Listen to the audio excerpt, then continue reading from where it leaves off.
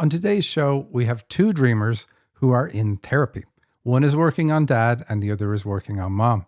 In these dreams, you will see how dad and mom, respectively, are shown as horrible human beings.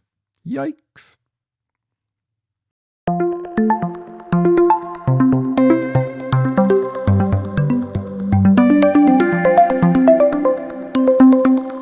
Welcome to the Dream Interpretation Podcast with Michael and Sandy. Hello, welcome everybody. I'm so excited. It is 1 week before our May summit. Absolutely. Go to that summit. It'll change your life. We're going to try to do something we've never done before. We're actually going to try broadcast it on YouTube. So we'll do that live. And we may even be able to do it on Facebook as well, but we'll see what happens. dream-analysis.com/free. That's where you get the link. May 16th right through to the 18th. If you can't attend it live, you get the recordings. We don't make you pay for the recordings. You get them for free. So there's no reason to not register, but we do ask for a $97 deposit that we give you back once you attend any portion of the event, and we track that. So there's no problem there. You don't need to write and tell us. And we do that because it means that everybody that shows up is somebody that wants to be there. That's the whole reason we do that. We've done free events in the past with no cover charge. And it's not a good idea. You have to have a lot of moderation and a lot of people watching, kicking people out of rooms. When we do it this way, we don't have to worry about that. That's just how it is on the internet. It's the wild, wild west. And this is how we police it. All right, Sandy, let's just dive into doing some dreams. All righty. This first dream is from Chloe, and it's called The Evaluations and Confronting Zombie Dad. Ooh, wonder what she's up to. Here we go. I had to do a series of tests because I was being evaluated on a bunch of things. I had done them all, but there was one that I hadn't done properly or I had forgotten to hand in. A guy was looking all of this over and he asked me something about a little wooden box. I now had one in my hand and I am opening it up, but I don't remember what was in it. He was asking me questions that I could not remember the answers to about that one assignment. I knew this was an experiment. I was all stressed and worried because I didn't have that one that he was asking me about, even though I was sure I had done them all. Then I also thought that maybe that's one I didn't do. Isn't that ironic? The very one I didn't do, he's asking about, so I made everything up that I was explaining to him. Then I remembered I had all of my notes papers in my backpack. I wasn't even sure if I was going to be on the papers. I ran into this huge athletic stadium to find my backpack. All right, and there's more to the dream. But this first part, I have this dream actually in the hopper because of the pieces that are coming. But she over-prepares, and we've seen this before. We've had dreams of Chloe's on the show before, and this was just one that we didn't manage to fit in last week.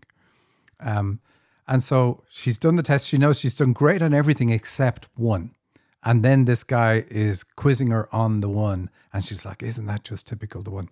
And so she over-prepares, and then she worries about what she may have missed, rather than being happy with what she has done. And we know it's connected to dad because it's a guy that is the one that's quizzing her in the dream. And I can tell you that she is in the process of cutting the ties that bind with dad. It could be talk therapy, it could be anything. It doesn't matter really what it is. But the point is, she's in therapy, healing the issues around dad in order to reconnect with her masculine.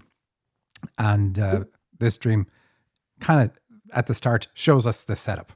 The issues. The backpack, by the way, this is the baggage that I've got that I have to deal with. And anyway, questions or move on?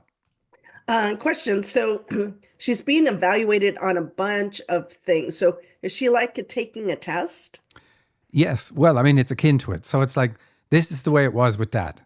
It was like being evaluated. It wasn't just like, hey, Chloe, I just absolutely love you. I just want to be in the same room as you. You can do whatever you want. It's all great. Life is wonderful. It's like, you have to do something to get my attention. And if you get my attention, I'm going to be critical. I'm going to be looking to see what's missing. At least that's her perspective of it. Right. And then we've got a little wooden box. Yeah, so she has issues with her elimination system. And it's always good when you see something like that. When you're working on dad's to do with masculine energy. And, I say masculine and feminine energy on the show a lot, but in our lives, it's not abstract. Masculine energy can give you problems with your career, problems with feeling confident, believing in yourself, feeling worthy of the space you occupy, all that sort of stuff. Lots more. There's many, many traits all connected with the masculine. And when I say you have a masculine energy issue, it means one or more of those traits are out of balance. And you will know in your life, if it was your dream, if it was your case, you'd know what it was. At least if you're working with us, you would, because we will say it. And so here we see the dream calling it out, that she feels she has to prove herself. And that's a masculine energy imbalance. She can't just be in a room. She has to give a reason for her being in a room. Like she's logically thinking about things. And I find it interesting that she runs into this huge athletic stadium. She is athletic herself. She competes in athletics.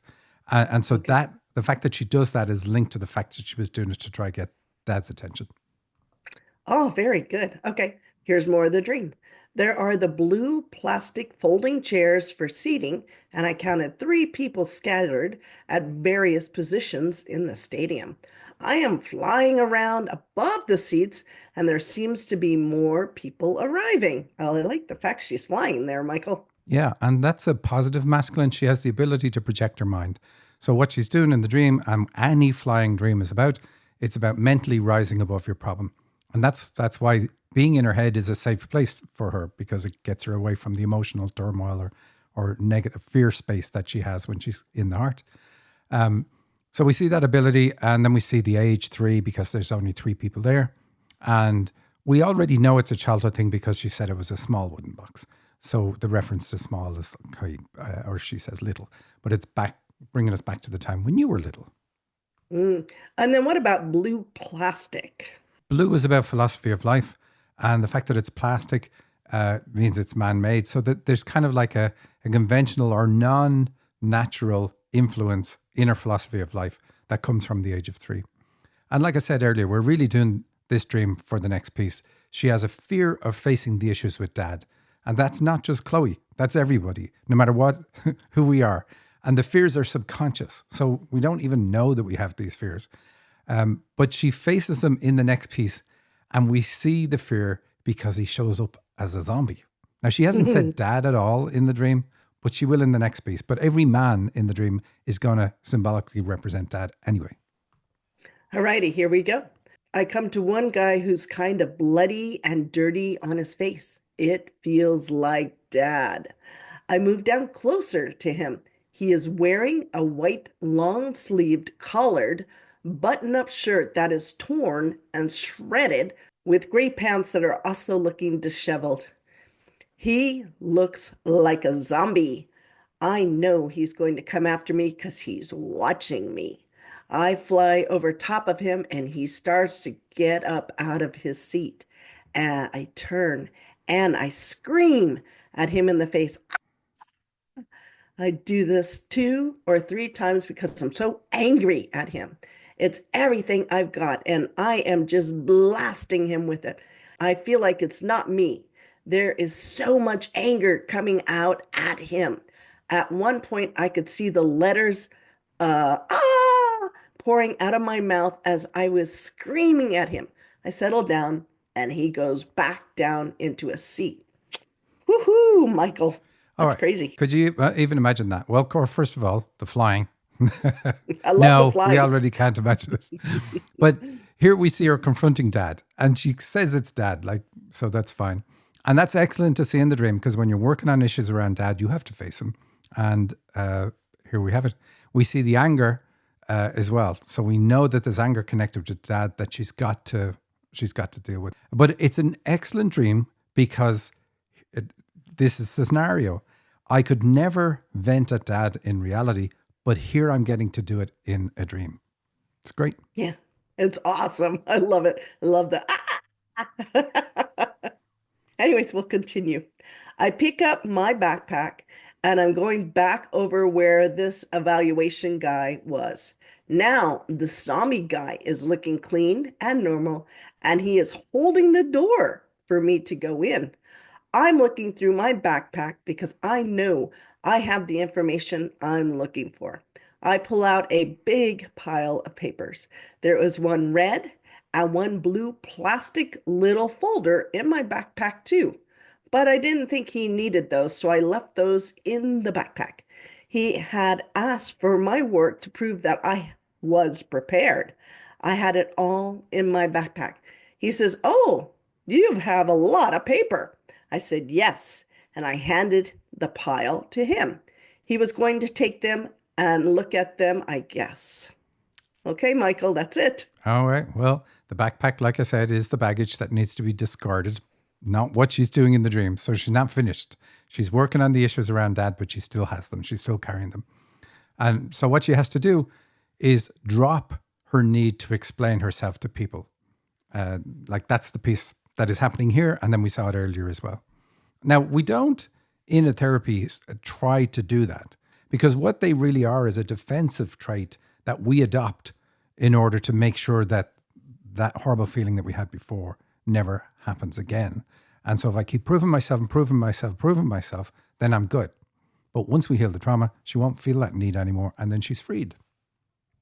Isn't that amazing?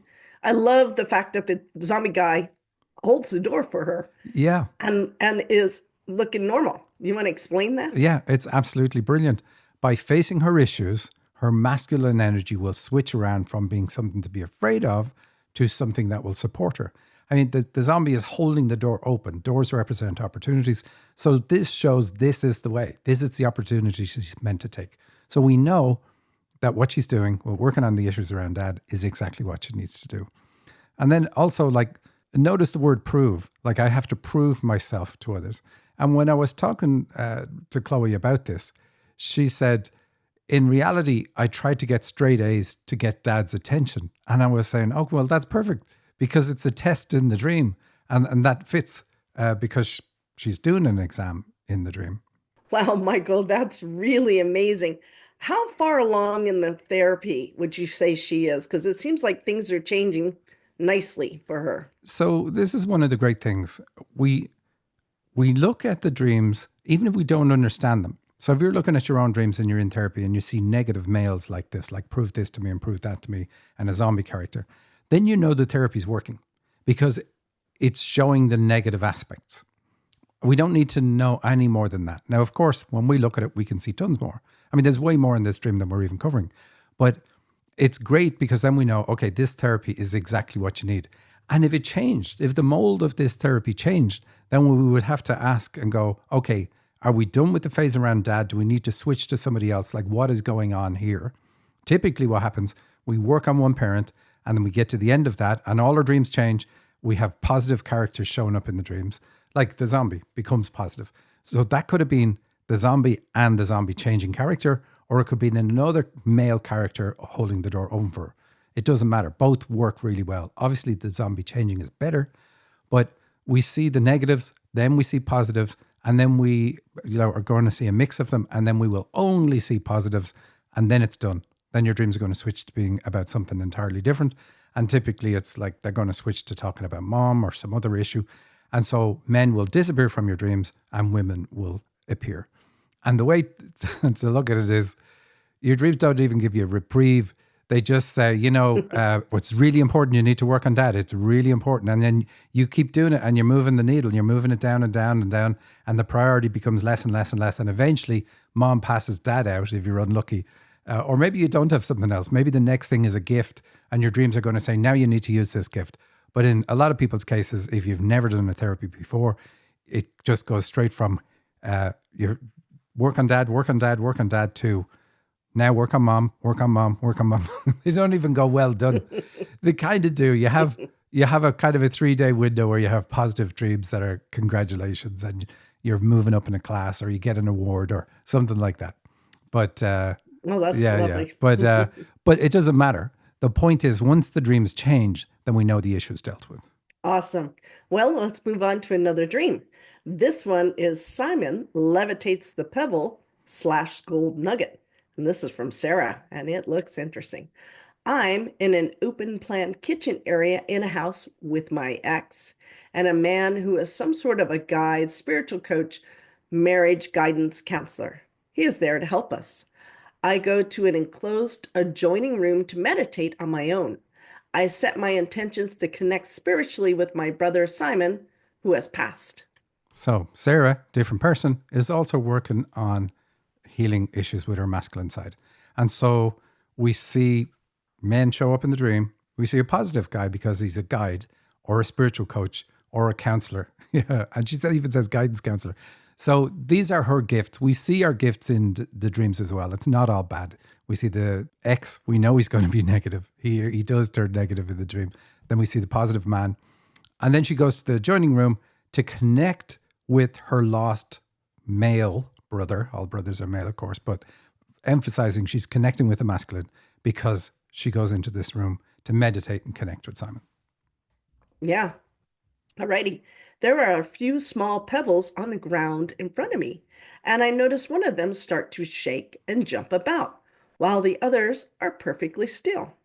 I wonder if Simon is moving it. Mentally, I asked him to lift it off the ground, and after a few moments, it rises off the ground and hovers in the air. I am sitting on the floor, my legs folded in front of me, my hands together in my lap, palms up. I asked him to put the pebble into my hands. The stone hovers through the air and comes down gently into my hands. I close my fingers around the stone and feel elated, thanking Simon for the sign. I go back to the others and excitedly tell the guide I've had a breakthrough. He is keen to hear. I start explaining what happened, but something interrupts us. Then it's just me and my ex. He is sitting on the floor in an area adjoining the kitchen, pinned off like a breakfast nook or playpen. There are lots of things on the floor in front of him. All righty, Michael, what's going on here? So just real quick, she has the breakthrough. She's trying to make the connection with the masculine. She does. And we see something moving through the earth, like here's a sign, this is fantastic, connects with her hands, tells us she has a hands-on healing ability. So we know she has multiple gifts here. She's a guide here on the planet. She has counseling ability. She has all the things that the guides in her dream have. But when she goes to explain, hey, look at this amazing breakthrough I made, there is an interruption. So we know there's still a problem because it didn't flow smoothly at that time. And then we get to this piece. So continue on from here. All righty. I sit down on the floor and ask him to watch as I put the pebble in front of me. I want to see if I can repeat what happened so my ex can see it and believe me. The pebble is part of a larger stone. It is smooth and curved on one side with sharp broken edges on the other side. It is a warm, nutty honey color. I asked Simon to move the pebble back into my hand again, which he does. But when I ask my ex what he thinks, he says, well, my eyes were shut. I didn't see what happened. So he is nonplussed.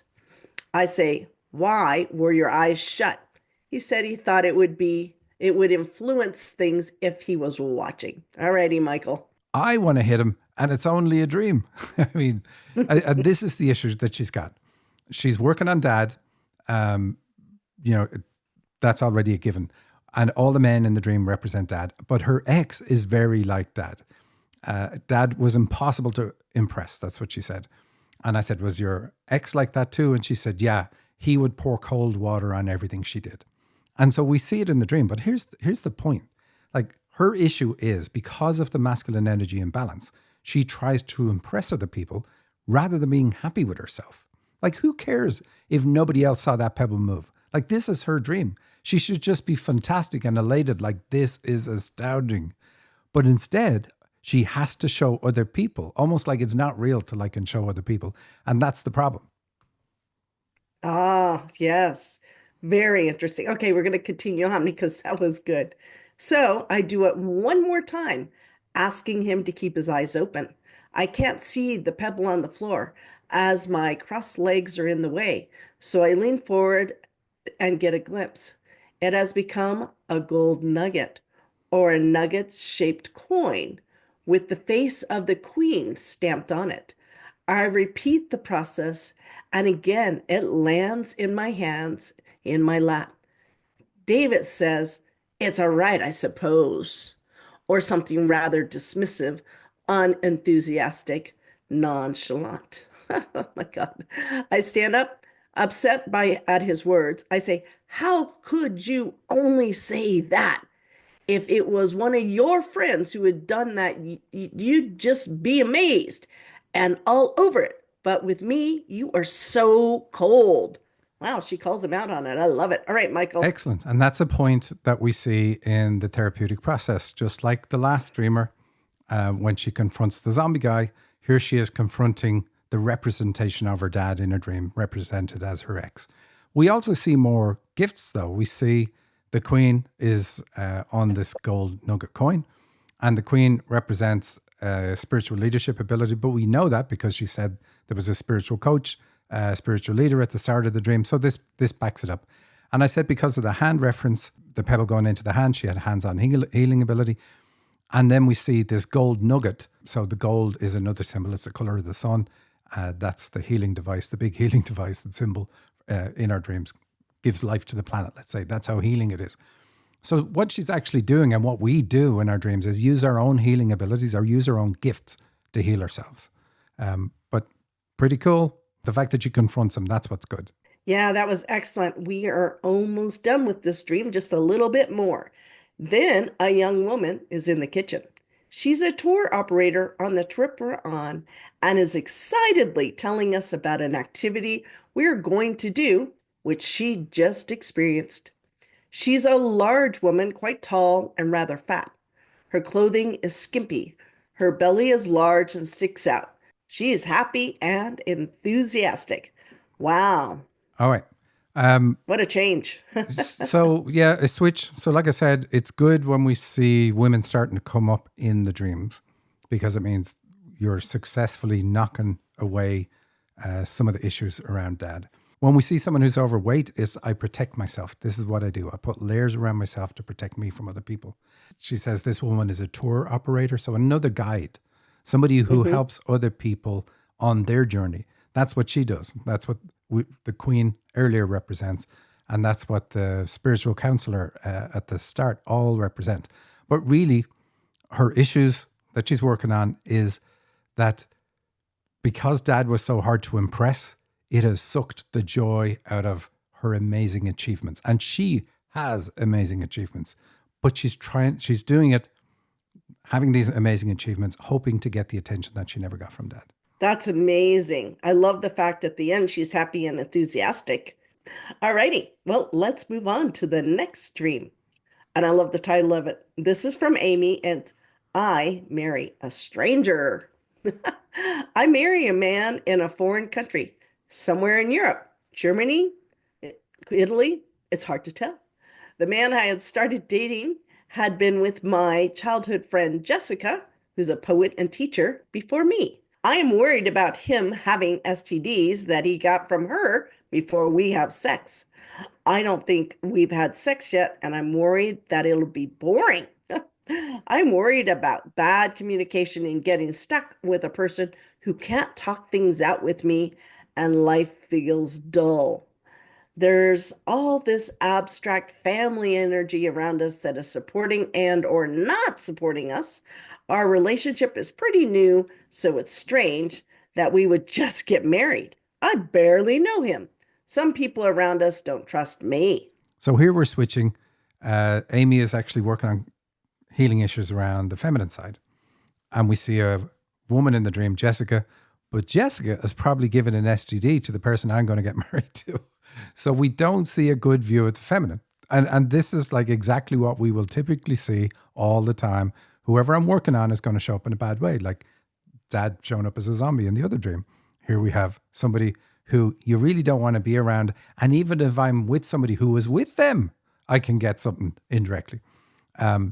Anyway, so what it really means is women are dirty. And that's kind of a strange view for a woman to have. And I asked her about that. And she said, yeah, that was mom's view. And this is not good. You know, we also see she said, people around us don't trust me. So I said, what about Mom, did Mom trust women? Well, what I asked was, did Mom trust you? And she said, well, it's more that Mom didn't trust women. And that's even worse because it means that you're prejudged by your mother. I don't trust women. You're a woman. Therefore, I don't trust you. There's nothing you can do about that. You can't talk yourself out of that. You're a woman. It's just a given. You can't be trusted. Crazy that her mom would have that view. But imagine you being the child that's in that experience. And we see she's saying the problem that she's got is she's worried about bad communication. Well, where does she get that from? She gets that from mom because it's already a foregone conclusion with mom because you're a woman. There's issues. And she says, I didn't want to get stuck with a person who can't talk things out with me. And again, I asked her about that. And she said that everything was a foregone conclusion with her mom, that she could not talk things out with her. She didn't even want to hear things. And then she got stuck in that space with her ex. So we marry a person who has the same traits as the parent we have most issues with. Doesn't matter about the gender. So she's pulling men into her life who are like mom because mom is the one she has the problem with. Wow, and it's very interesting. What's about the abstract family energy around us, supporting or not supporting us? Was that her mom not supporting her? So it is an energy issue, and everything is an energy issue, and we come here with those energy issues, but a physical life takes the abstract out of it. So if I've got issues with the masculine, I might have difficulty in my career because career is masculine energy based. If I have difficulty with my feminine, I might not want people to know how I feel. I might be very shy, introverted, hold myself back. When I know that I have the right answers for things, I stay quiet. It gives us that. It gives us the ability to see and point at something and go, there's my issue. And we don't need to know that it's masculine or feminine or not, but ultimately that's what's behind everything. It's masculine and feminine energy being out of balance. Wow, that's amazing. Well, everybody, I think that's it. And now it is time to bring the lovely Nicole on. Hi, Nicole. Hi, Sandy. Hi, Michael. Today from the radio show Mailbag, we're going to continue our deeper dive into the first rule of dream interpretation. Everything is me. So, how does a dream represent a dreamer's emotions? Well, typically it's in symbols of fire, like fire, explosions, bombs, electricity, things like that. They can all represent a dreamer's emotions. So let's take a look at an example of this concept in a dream that we've received recently in the mailbag. The dreamer says that he was working on the computer in the studio. There were two white PCs. The electrician was trying to repair the electricity. The cable inside the masonry wall was slowly sparking and burning. I asked him, why don't you shut off the electricity? We tried, he said, but we didn't succeed. We are calling Central to have it shut down. All at once, the electrical fire at the cables protruding from the wall was starting to smoke and burn more fiercely, up to the point that we were all backing up. It was causing a real mini firework. I was thinking if it might cause damage to the computers in the room. So here we see a number of symbols that point to the dreamer's heart and emotions. Of course, the masonry walls point to the walls that he's built up around his heart and how he's walled himself off emotionally. And that fire slowly sparking shows that his emotions are still burning through. There's a sense that he's tried to shut down these emotions, but they're just going to continue to burn unless and until he addresses them. We see in that final thought that he had about the fire damaging the computers, about that potential, that there's a hint, there's a suggestion here that if the dreamer doesn't address these emotional issues, that it could eventually turn into a physical manifestation of this emotional issue that affects the brain, in fact. So this dreamer is really being encouraged to look at his emotions and to accept them, to break down the walls around his heart, really, and to get into his heart. All right, with that, I'll send it back to you, Sandy. Thank you, Nicole. That was super. I believe that's all we have time for. I hope everybody has a fabulous week, and I see you this weekend at our May Summit. Dream-analysis.com/free to get your ticket to the event.